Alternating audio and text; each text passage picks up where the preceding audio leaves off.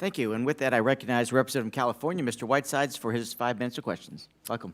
Thank you, Mr. Chairman. I look forward to working with you as well as Ranking Member Fushi. It's so good to be here for this first meeting. I also want to say I'm looking forward to working with Ranking Member Lofgren and Chair Babin.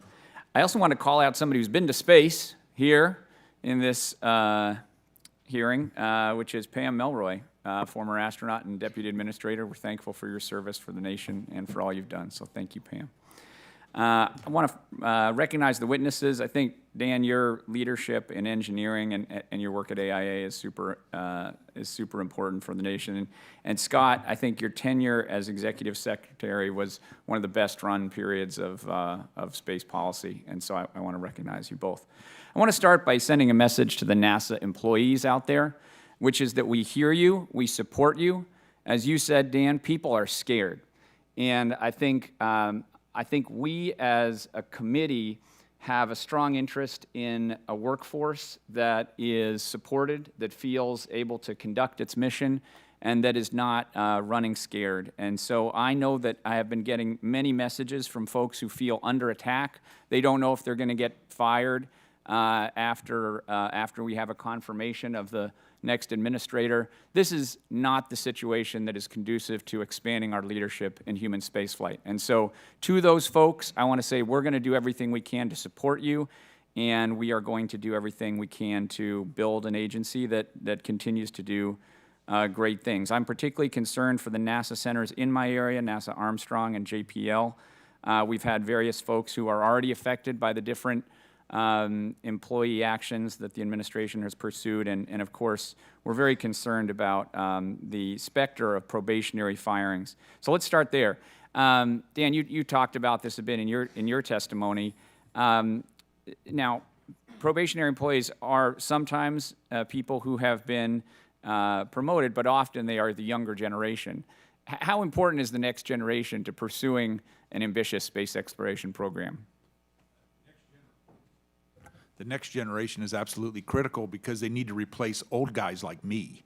That's going to be the long-term talent, and it takes time to build the talent. We are talking about dealing and addressing the challenges that human beings have not addressed until this generation.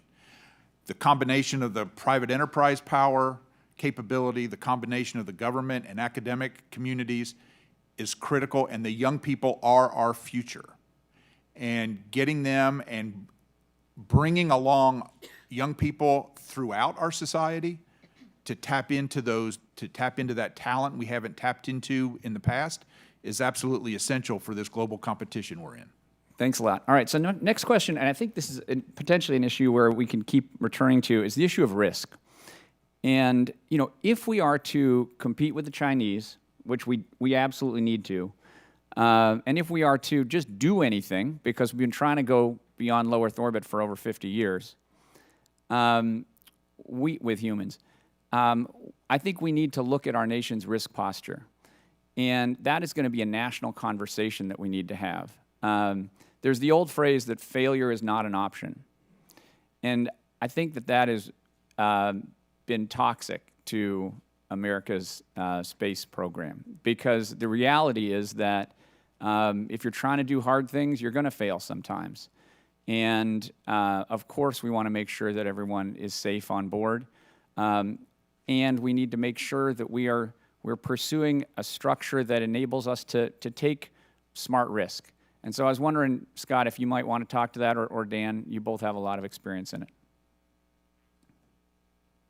Well, let me start, since Scott let me. I look at the statement as failure is not an option when I have people on board. Failure is an option when I'm on the test stand trying to understand the limits, and I'm trying to figure out where those limits are so that I can protect the people that are on board that launch vehicle or in that spacecraft. I think risk, we have become more risk averse over time. Our workforce has essentially been, on the human spaceflight side, has been hired since Challenger and Columbia, where failure is not an option has been the mantra. Science community has an ability to learn how to go through these programs in the full life cycle. We have not had that opportunity as much on the human spaceflight side. And our workforce needs to have those opportunities and those flight tests and flying hardware like Scott alluded to earlier so that we can get that experience and get that capability rebuilt. Thanks. I yield back, Mr. Chairman. Thank you very much.